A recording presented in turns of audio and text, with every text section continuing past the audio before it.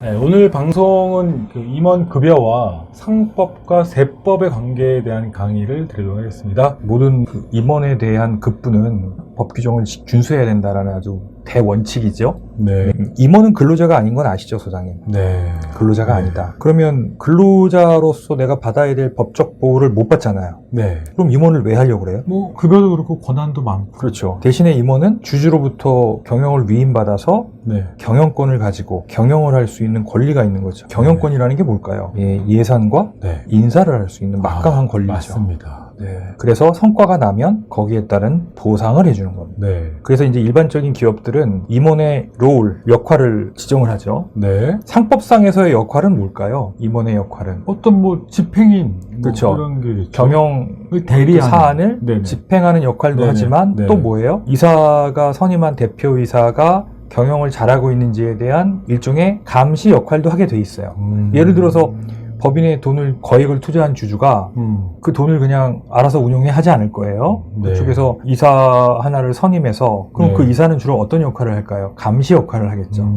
그 돈이 투자 목적에 맞게끔 경영진이 쓰고 있는지를 이제 모니터를 하겠죠. 네. 그 다음에 임원은 또 뭐예요? 그 임원의 지위에 맞는 책임이 있어요. responsibility라고 하죠. 그러면 이 임원의 역할과 임원의 책임이 어느 정도 있기 때문에 네. 우린 거기에 걸맞는 뭐를 해줘요? 리워드를 해주는 거예요. 보상을 마련해 주는 거죠. 이게 이제 임원 보수에 대한 사실 기본 원칙이에요. 그런데 역할도 잘 뭔지 모르겠고 책임 소재도 명확하지 않은데 리워드만 많아. 이게 이제 세법적으로도 문제가 되는 거죠.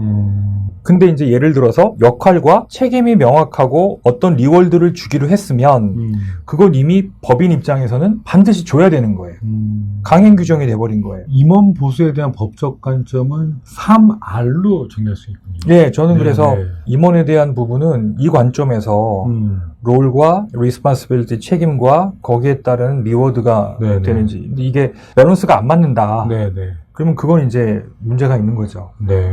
뭐 특수관계가 아니더라도 만약에 그렇다면 그거는 누군가가 실제 임원에 걸맞지 않는 역할을 하는데 보수는 임원의 보수를 받아가는 그리고 그건 오히려 기업 경영에 부담이 되는 경영적으로 판단을 하거나 아니면 특수관계인 경우에는 이제 세법상으로도 이게 문제가 될 소지가 있겠죠. 멋진 비유입니다. 그래서 이제 몇 가지 이제 신문상에 나타난 재밌는 판례를 보면 개별 임원에 대한 구체적 보수 교리가 없었다면 지급받은 거는 반환해라 이런 판결도 있었어요. 예, 그래서 아까 제가 지난번 시간에 규정은 되게 구체성이 있어야 된다는 거죠. 네. 예를 들어서 주주는 이거예요.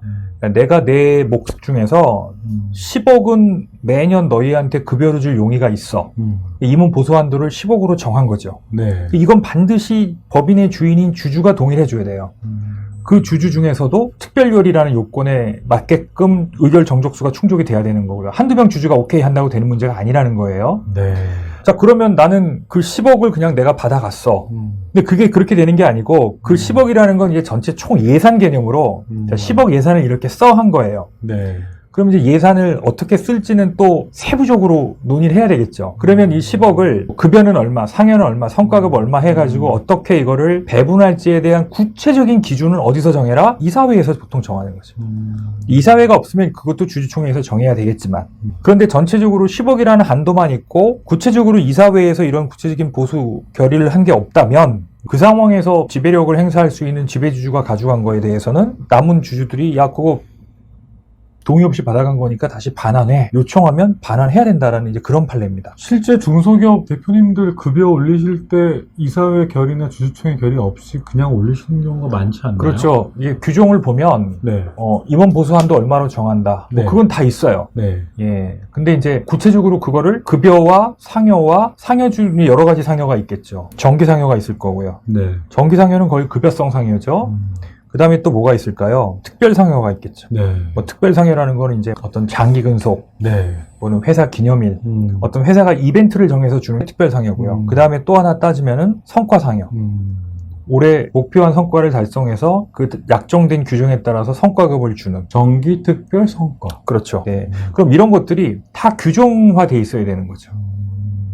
근데 이런 거 없이 그냥 10억 범위 내에서 임원 한도는 정해져 있다. 급여 2천 받다가 연말에 나 5억 받아갔어. 그 10억 한도 내에 있는 이거 안 된다는 거예요. 네. 그걸 받아가는 구체적인 산정 기준이나 산출 기준이 있어야 된다는 거죠. 예전에 말씀하셨던 임원성과 보상제도가 반드시 필요하네요. 그렇죠. 네. 네. 법률상 임원에 대한 대법원 판례를 보면 이게 등기 이사인지 아닌지 여부, 또 형식적으로 어떻게 불리는지 여부와 무관하게 실질을 본다는 거예요. 네, 실질적으로 대표이사 또는 회사의 종속관계에 있는지 여부. 이건 지난번에 막 퇴직금 제가 강의할 때도 네. 이 부분 이제 근로자성이냐 임원이냐 뭐 이 판단은 어떻게 한다라는 한번 부분을 자세하게 네, 말씀해 주셨죠. 예, 네. 한 적이 있는 것 같습니다. 꼭 등기 이사라고 해서 이 사람은 반드시 임원이 돼야 된다 그런 건 아니에요. 또 반대로 등기 이사가 아니라고 해서 반드시 이 사람은 임원이 아니야. 그렇지도 않다는 거예요. 예, 그냥 대표이사가 지시하는 일을 근로자와 동일하게 수동적으로 그냥 하는 거면은 근로자고 뭔가 독립적인 권한을 갖고 임원의 역할을 한다라고 판단이 되면은 등기 임원이 아니더라도 임원으로 볼 수 있다 이런 거예요. 그리고 여기 한번 밑에 보시면 네. 법률상으로 임원과 회사는 근로계약이 아니라고 말씀드렸죠. 네. 위임계약이에요. 이게 민법상의 계약입니다. 그래서 법률상으로 임원은 일단 등기가 됐다라는 의미는 어떻게 해석을 하냐면 이사회에 참석할 수 있는 권리가 있고요. 어떤 사안에 대한 의결권을 행사할 수 있어요. 그리고 대표이사 등의 지휘 감독하에 있지 않고 독자적인 판단하에 업무를 처리할 수 있는 권리가 있다는 거예요. 실제 그걸 그렇게 하든 안 하든. 그래서 등기 이사가 됐으면 소극적인 의미에서의 임원의 역할은 하고 있다라고 볼 수도 있는 겁니다. 질문 드릴 게 있는데 밑에 네 번째 줄 보니까 법률상 임원은 위임 계약을 체결하기 때문에 별도의 규정이 존재하지 않는 한 퇴직금을 받을 수 없다. 그렇죠. 위임 계약을 체결하니까 네. 우리가 만드는 그 정관에 따른 위임 규정이 바로 저거예요. 근데 저런 규정이 없으면 퇴직금 안 줘도 할 말 없다는 거예요. 그래서 대표이사도 규정이 없으면 회사가 규정이 없어서 퇴직금 못 주겠다고 해도 근로자는 말도 안 되죠. 규정이 있든 없든 근로기준법, 노동법에서 보호 대상인 거고 법인의 임원은 법인이 못 준다 그러면은 그건 소송을 통해서 민법상의 소송을 통해서 받을 수 있고 못 주면 못 받는 거죠.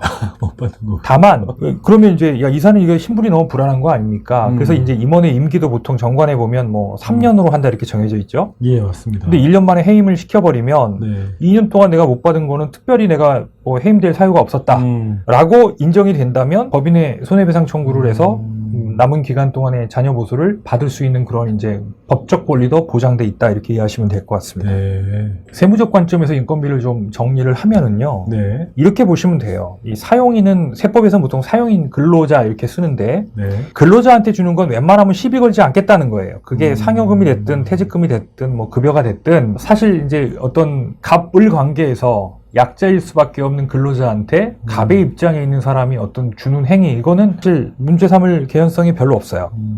예, 근데 이제 보니까 이 사용인 중에 특수관계인이 있더라. 네. 그럼 그건 이제 부당행위가 되겠죠. 그렇지만 이제 임원 같은 경우는 언제든 지배주주의 영향력 하에서 지배력을 행사할 수 있잖아요. 네. 규정을 무시하고 자기가 마음대로 할 수 있다는 거예요. 네. 그래서 이제 임원 같은 경우는 상여금 같은 경우 이제 규정을 준수하고 규정 준수가 제일 중요합니다. 네. 규정 위반은 규정을 준수하되 그 규정 한도 내에서 받을 경우에만 이제 비용으로 인정이 되는 거고 그 대신에 여기 규정이라는 거는 일단 악법도 법이 아니에요. 상관행이나 경제적, 사회적 통념상 인정이 되는 거라 해야 되는 거예요. 말도 안 되는 규정을 만들어 놓고 그걸 준수했다고 해서 송금 천입되는 게 아닙니다. 이 세법에서는 악법은 악법이에요. 악법도 법은 아니에요. 예. 그리고 규정 위반은 아예 그냥 한도 초과 금액은 송금을 부인한다. 이거 비용 처리 인정 안 해주겠다는 거죠. 그죠? 이 부분은 아까 말씀드렸습니다. 규정이 있더라도 없는 것보단 낫지만 지배력을 행사할 수 있는 임원에게 특별한 어떤 합리적인 사유 없이 다른 임원보다 급여를 더 준다. 대표적인 게 이제 뭐 아들을 이사시켰는데 10년 된 상무보다 급여를 더 준다든가. 특별히 이유가 없어요. 그건 뭐 자식이기 때문에 더 준 거니까 비용 처리 인정 안 한다 이런 얘기겠죠. 규정이 없으면 이거는 필요 조건 자체가 갖춰져 있지 않은 거기 때문에 그냥 전액 부인한다 이런 거죠. 그러니까 퇴직금 같은 경우도 마찬가지 논리입니다. 규정을 준수하면 전액 송금, 위반하면 부인, 뭐 당연하죠. 대신에 상여금은 전액 부인하지만 퇴직금은 그렇진 않아요. 퇴직금은 그냥 배수 없는 일배수라고 보면 되겠죠. 네네. 일배수까지는 합법적인 비용으로 인정해 준다는 거예요. 퇴직금까지 그러긴 야박하잖아요. 그건 굉장히 또 너그럽네요. 그렇죠. 그래서 그 밑에 한번 읽어보시겠어요? 정관이나 상여금 지급 규정에 개별적 구체적인 산정 기준 없이 한도액만을 정한 뒤 주주총회에서 결의하여 지급한 상여금을 손금으로 인정하게 되면 지배주주가 상여금 형식을 빌어 이익 처분하는 것을 허용하는 결과를 초래하여 땡땡땡 항에 의하여 형해화될 우려가 있음. 네. 어렵습니다. 네, 그러니까 이건 뭐냐면 개별적 구체적인 산정 기준이 없다면, 네. 그러니까 이제 주주가 배당으로 받아가야 될 거를 네. 상여금 형식을 빌어서 인건비로 네. 가져간다는 네, 거예요. 네, 네. 이익 처분할 거를 인건비로 처리한다는 거는 그만큼 법인세가 줄어든다는 의미겠죠. 그래서 여기 보시면 이제 법령 43종 1항이 형해화라는 건 이제 이게 의미 없게 되는 거예요. 내가 뭘 하려고 법을 만들어 놨는데 저렇게 과세 사각지대를 만들어 버리면 이 법을 만들어 놓은 의미가 없어지는 거죠. 그러니까 법이 무력화된다. 법이 무력화된다는 의미인 거죠. 아, 그냥 무력하다는 표현을 쓰면 되지 왜 형해화라는 말을? 법 전문가들은 많이 쓰는 거예요. 아, 그렇습니까? 예, 그래서 임원 보수의 적정성 여부를 법원에서는 어떻게 판단하는지에 대한 하나의 판례입니다. 네. 그래서 여기 보시면 이제 영업이익에서 차지하는 비중과 규모, 그러니까 과식이냐 아니냐 이런 걸 본다는 거죠. 아, 과식. 예, 동종업계 임원들 보수보다 현저한 격차가 있냐. 이것도 이제 과식의 영역에 해당되는 거죠. 너무 과하지 않냐 이거예요. 그 다음에 정기적 계속적으로 지급될 가능성이 있네. 이게 일회성으로 반짝 주는 거는 뭔가 지배주주가 사익 추구 목적이 있다고 보는 거죠. 더 이상 누구도 그 금액을 받을 수가 없을 것 같아. 이렇게 이제 판단이 들면은 부당행위가 된다는 거예요. 영업이익과의 연동과 변동성. 이거 되게 중요시 본다고 제가 여러 번 말씀드렸습니다. 그 다음에 왜 너만 받아가니? 주주들은 왜 안 받아가니? 그러니까 주주들한테 배당금을 줬는지 여부가 법원에서는 되게 중요하게 본다는 거예요. 그럼 결국 배당금을 안 준 기업은 나중에 임금만 갖고 퇴직금 청구권을 내밀어도 문제가 될 수 있다는 거예요. 왜? 야, 너는 급여를 이렇게 받아가는데 30년 동안 어떻게 주주는 배당을 한 번도 안 받아가니? 그럼 너 혹시 이 퇴직금 받아가려는 거에 배당으로 가지고 가야 될까? 이익으로 처분돼야 될 거를 퇴직금이라는 걸 형태로 해서 가져가는 거 아니야? 라고 이제 부대청은 충분히 의심할 수 있다는 거죠. 그런 의미로 해서 계속해서 강조하셨던 거죠. 그렇죠. 그래서 6번째 보면은 결국 이런 행위를 통해서 법인 소득을 부당하게 감소시키려고 하는 의도가 있었다라고 본다는 거죠. 그래서 그 위에 보시면 경제적 합리성이 결여됐다 이런 거예요. 그럼 경제적 합리성이 결여된 사례가 요거 나와 있는 6가지라는 겁니다. 뒤에 한번 보시면 같은 맥락입니다. 이것도 결론적으로 전액 송금 산입이 원칙이나 예외적으로 송금 불산입한다. 이거 한번 내용 보시겠어요? 그 제가 굳게 쳐진 것만? 월 급여를 아무런 합리적인 이유 없이 인상한 경우 인상되기 전에 월 급여를 기초로 하여 산정되는 금액만이 퇴직급여로 손금 산입 대상이다. 인정한다 이거예요. 예. 그러니까 거기 보시면 직전에 급격하게 인상했다는 거예요. 또 이 지급 계정에 영향을 미칠 수 있거나 그 밀접한 관계에 있는 사람이 급격하게 인상된 퇴직금을 지급한, 그러니까 의사결정을 하는 사람이 자기 퇴직금을 자기가 직접적으로 계정에서 받아간 경우를 말씀드리는 거죠. 그 다음에 도저히 이 사람이 아들 5년 근무시키고 거의 30년 근무한 자기와 같은 수준의 퇴직금을 받아가게 한다? 이건 있을 수가 없는 일이라는 거예요. 과식. 근데 이제 4번이 되게 중요해요. 네. 자, A란 임원이 30억을 받아갔는데 네. 그 이후에는 그런 퇴직급여가 지급될 수 없을 것으로 인정된다. 그러면 더 이상 이제 30억 이상 받아갈 상황이 안 된다 그러면 이것도 문제는 될 수 있는데 이거는 딱 4번 하나만 문제가 된 게 아니라 1, 2, 3번이 문제가 된 상황에서 4번도 문제다 이렇게 본 거죠. 네. 예. 그래서 이게 1번에 해당된다고 다 문제고 이거 복합적인 거예요. 대법원 판결이 굉장히 구체적이군요. 네. 참고로 네. 상장 기업들은 상여금을 어떻게 받아가는지를 제가 한번 간단하게 보여드릴게요. 네. 자, 보통 이제 주총할 시즌 되면 네. 임원 보수 한도를 상향 조정한다. 이런 게 이제 주총 안건으로 많이 올라옵니다. 그러면 여기 보시면 이제 구체적으로 임원 보수가 어떻게 책정된다는 것도 다 공개를 해요. 그럼 거기 보시면 임원 급여는 이렇게 지급합니다. 이렇게 나와 있고요. 상여를 한번 보세요. 네. 설주적 상여, 목표 인센티브. 목표 달성도에 따라서 성과 인센티브 또는 정기 성과 인센티브. 그러니까 이게 상장 기업만 돼도 성과 없이 돈이 나가기가 쉽지가 않은 거예요. 그러니까 비상장 중소기업도 이렇게 성장 기업만큼은 아니지만 그래도 어느 정도의 내가 급여를 올리고 내리고 하는 부분에 있어서는 이런 성과와 연계해서 만약에 내가 이런 제도를 운영하는 게 너무 부담스럽다. 그러면 우리 회사는 연공급입니다. 무슨 얘기냐면 그냥 근속연수 올라갈 때마다 얼마씩 올라갑니다라고 하는 급여 테이블, 호봉 테이블이라도 좀 만들어 놓으라는 거예요. 이게 자신이 없으면. 그래서 내가 급여 올린 거에 대한 우리는 호봉제니까 매년 2호봉씩 올렸습니다라고 하는 최소한의 임금 인상의 근거. 그거는 매출이 떨어져도 어쨌든 연공에 따라서 한 호봉씩 올라가게 만든 거니까. 본인이 그렇게 이제 성과와 연동시킬 수 있는 자신도 없고 능력도 없고 여건도 안 된다면 차라리 급여 기준을 호봉제에 따라서 급여가 지급될 수 있게끔 만들어 놓는 것도 하나의 방법일 수 있는 거겠죠. 굉장히 인상적인 거는 대기업들은 목표 달성도, 손익 목표에 대한 것들이 항상 연동되어 있네요. 당연하죠. 왜냐하면 상장 기업은 성과가 바로 주가와 연동되기 때문에 뭐 주가가 떨어지면은 대표이사도 해임되는 판에 그 밑에 있는 임원들은 말할 것도 없겠죠. 대단히 성과 지향적인 거죠. 그래서 여기 보면 이제 인건비 부당행위 체크리스트라고 해서 판례에서 나온 여러 가지 상황들, 그리고 실전에서 아까 제가 말했잖아요. 의사가 진단할 때 여러 가지 뭐 CT도 찍어보고 피검사도 하지만 뭐 궁극적으로 뭐예요? 섭생, 운동 이런 거 다 체킹하잖아요. 건강검진 받게 되면 어떻게 보면 이제 특별하게 이상이 없지만 식습관이나 뭐 운동량 부족이면은 그것도 하나의 처방일 수 있잖아요. 네. 그런 관점에서 본인의 기업이 해당이 된다면 이게 나중에 퇴직금에 영향을 미치게 되면 기업에 상상할 수 없는 이제 재앙이 된다는 거예요. 예를 들어서 퇴직금 많이 지급했어요. 그 퇴직금으로 주가 떨어뜨렸어요. 주가 떨어뜨려서 떨어뜨린 그 시가로 주식을 증여했어요. 근데 세무조사 받아가지고 인건비가 문제가 생기면 퇴직금 부인당하죠.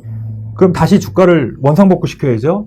그걸로 인해서 주식이 증여되고 뭐 양도되고 상속된 것도 다시 원상복구 시켜야 되죠. 이거 집 한번 설계도 잘못 그리는 바람에 다 허물고 다시 져야 되는 문제가 생기는데 그 손실이 얼마나 크겠습니까? 이 인건비 부당행위 체크리스트가 임원 인건비에 대한 제도를 설계할 때의 핵심 사항들이네요. 그렇죠. 그러니까 저 체크리스트를 보고 저기서 이제 미흡하게 나온 것들을 이제 규정으로 제도로 보완하고 또 규정과 제도만 있으면 의미가 없다 그랬잖아요. 의미 없는 건 아니지만 네. 없는 것보다는 낫지만 지키지 않으면 의미가 없다는 거예요. 제가 몇 가지만 한번 읽어볼게요. 네. 주주총회 결의로 연간 임원 보수를 총액으로 승인받고 있는가? 한 번 정해놓으면 네네. 특별한 변수가 없으면 그냥 계속 가죠. 보수 한도니까. 네, 그렇죠. 임원 급여 지급 규정을 구체적으로 작성해 놓고 있는가? 구체적이라는 거에 방점을 찍어야죠.